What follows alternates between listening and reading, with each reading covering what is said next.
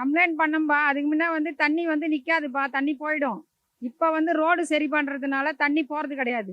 நாங்கலாம் கஷ்டப்படுறோம். நாங்கலாம் படிப்பு அறிவு இல்லாதவங்க. இந்த மாரி பூ வியாபாரம் பண்ணிட்டு இருக்கோம். இந்த மாரி வந்து நாங்க ரோட்ல இந்த மாரி நடக்க முடியுமா? குழந்தைங்கலாம் போ முடியுமா? என்ன பண்ண முடியும்? சொல்லுங்க. இப்ப வந்துக்கிறவங்க வந்து எதுவுமே இது பண்ண மாட்றாங்க. ரோடு சரி பண்றேன்னு சாதாரணமா நல்லா போயிட்டு இருந்த தண்ணி. இப்ப 3 வருஷமா தண்ணி போறதுக்கே வசதி கிடையாது. அதுக்கு நல்ல வழி எதுனா சொல்லுங்க, செய்யுங்கப்பா. இல்ல கம்ப்ளைண்ட் பண்ணியிருக்கேன்ப்பா. ஆனா வந்து ரோடு போடுறேன்னு சொல்றாங்க. ஆனா என்ன ரோடு போடுறாங்க? தண்ணி எப்படி போகுதுன்னு தெரியல. ஆனா தண்ணி அப்படியே தான் இருக்கு, மழை தண்ணி. நாங்க வந்து வைகுண்டபுரத்துல உள்ள இருக்கோம். 2வது தெருல. அங்கெல்லாம் தண்ணி நிக்கவே நிக்காது. மழை வந்தா தண்ணி போயிட்டே இருக்கும். இப்ப தண்ணி அப்படியே நிக்குது. எங்களால வெளிய வர முடியல, எதுவும் வாங்க முடியல, எதுவும் பண்ண முடியல. இல்ல ஒருத்தரும் வந்து பார்க்கல. இதுவரையிலும் ஒருத்தரும் வந்து பார்க்கல. எங்களுக்கு வந்துப்பா மழை சேமிப்புன்னு சொல்றதுனால மழை தண்ணி போகணும்பா. மழை பெஞ்சா கூட சல்லுன்னு போயிடும். அதுக்கு முன்ன எவ்வளோ மழை அடிச்சாலும்.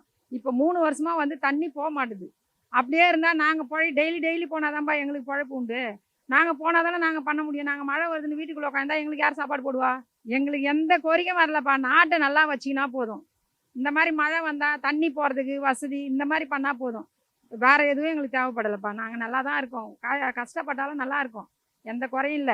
ஆனா இந்த மழை வந்தா வெளியில வர முடியல. எதுவும் பண்ண முடியல. இப்ப நான் வந்து 2 வீலர்ல போனோம்பா நான் மார்க்கெட்டுக்கு. நான் எப்படி போவேன் அந்த தண்ணியில?